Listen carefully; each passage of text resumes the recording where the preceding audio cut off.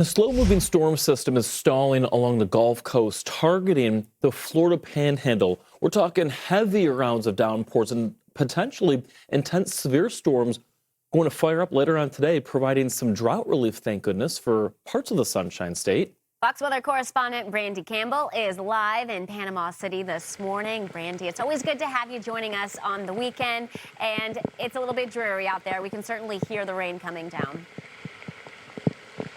Yeah, it's not quite the weekend people expect or hope for when they come to Panama City Beach, or really anywhere in Florida. You want to see the sunshine as it's known for, but this weekend, or at least this Saturday, that will not be the case. Unfortunately, we've been dealing with on and off heavy rain. As you can see right now, we're getting more rain.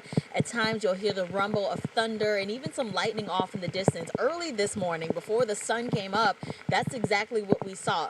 Frequent lightning. You could hear that thunder, and the rain was coming down pretty heavy. So we've already had about an inch of rain to come down, but in total we could see about 2 inches of rain here in Panama City Beach due to this round of severe weather. Now, speaking of that, there's about 10 million people in Florida along the southeast, think Georgia as well, that's included in this severe risk.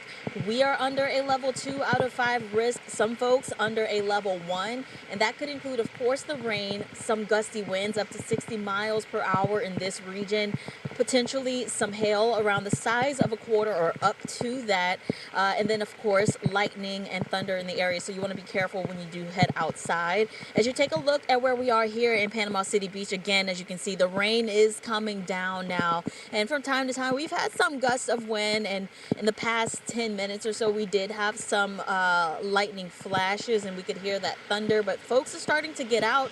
There are people out on the pier that are fishing.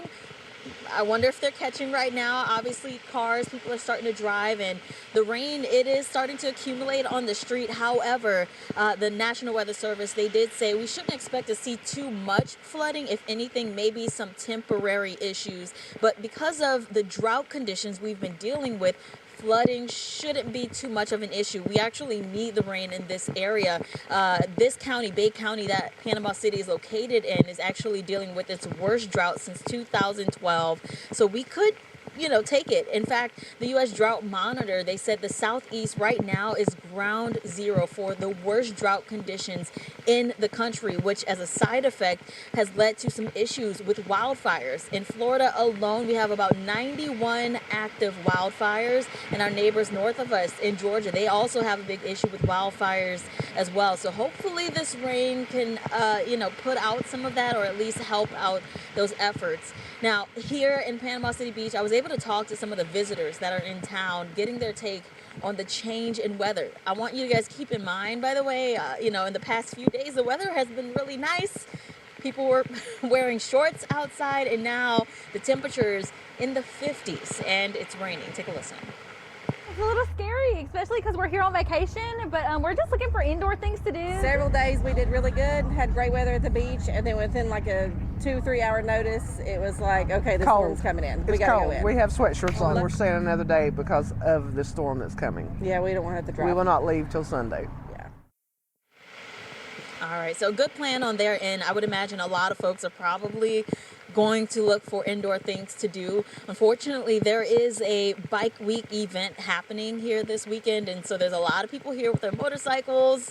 I would imagine that's a challenge right there. You're on a motorcycle and it's raining, but they have some events that are going to be hosted today, and so I could see they might have some, and have already put out some posts about some impacts because of the rain, maybe pushing those events into the later hours of today. So we'll keep an eye on things for you guys here from Florida, but we know the impacts continue, not just here, but going toward the east coast of Florida and, of course, Georgia as well.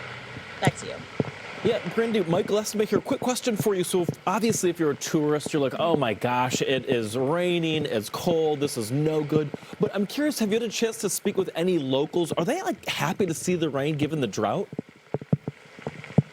Yeah, I spoke with someone from our hotel early this morning because she was wondering, oh, what are you guys going to be covering today? And she said, well, it's kind of a good thing, right? We need the rain because of the drought conditions. They haven't had much recently. So the local that I spoke with, she's happy that it's raining. Of course, you got to deal with the downside. It's the severe weather impacts that could happen. But so far, we haven't seen anything too drastic. It's just been a lot of rain, which is a good thing. we'll call it liquid sunshine for the Sunshine State. Well, certainly. That's Fox There we Weather go. correspondent Brandy Campbell. So good to see you. Thank you for that update.